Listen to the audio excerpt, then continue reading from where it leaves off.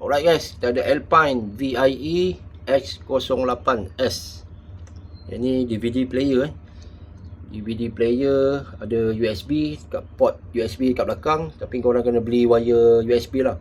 Okey, boleh search dekat online Alpine USB cable. Okey, ada orang jual lah. Right, kita tengok. Okey.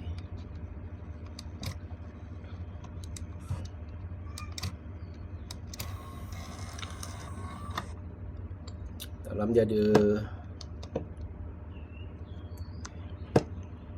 yang ni sound EQ tuning dia cantik sound equalizer. So ni DVD. Okey. Ada SD, USB. Macam tadi lah, kena beli kabel USB baru dia keluar. So kita tengok setting dia. Setting sound dia memang cantik lah. Hanya kaki audio memang boleh lah pakai ni. Dia ada banyak setting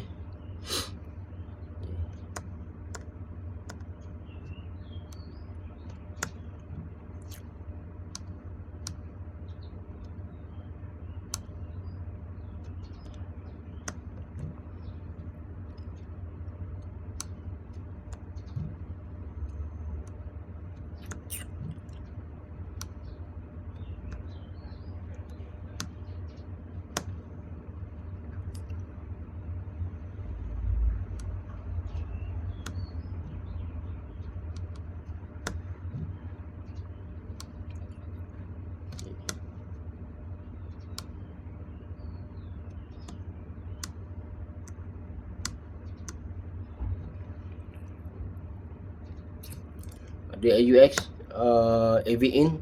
So korang boleh tengok YouTube beli Mystic Android punya. Lepas tu korang sambung, ada wire kat belakang tu AUX untuk AV in je. So boleh pakai, boleh tengok YouTube lah pakai Android. Kena beli Mystic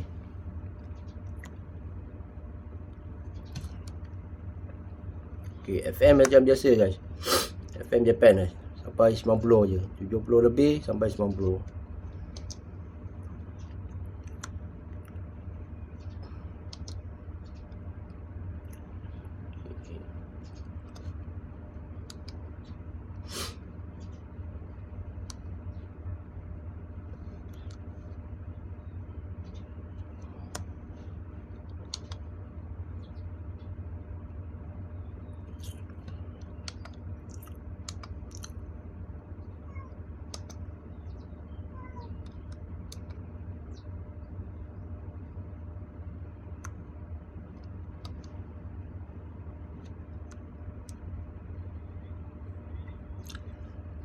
Okay, kita tengok bahagian belakang dia guys.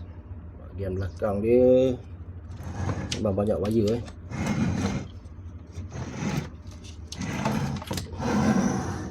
Okay, so ni ada wire AUX input.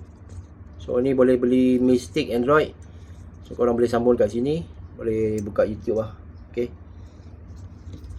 ni front the output, nak pakai amplifier ke. Ni depan belakang output. Okay, sini ada mic in, mikrofon. Ni ada subwoofer. Okay, ni untuk center speaker, soket center speaker, subwoofer. Okay, ni untuk subwoofer, untuk center speaker. Mic in, monitor, remote in, remote out, and remote.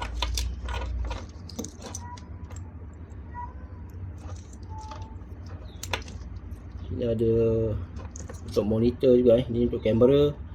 Ni AUX output untuk monitor, untuk rear camera.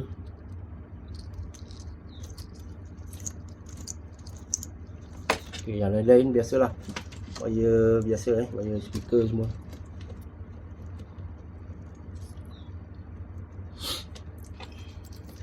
Okay, kat sini ada port untuk USB. Korang kena beli Alpine USB cable So sini ada iPod video. Ni korang kena beli sendiri lah, tambahan kalau nak pakai. Ada ATC. So GPS ada lagi. Okay guys,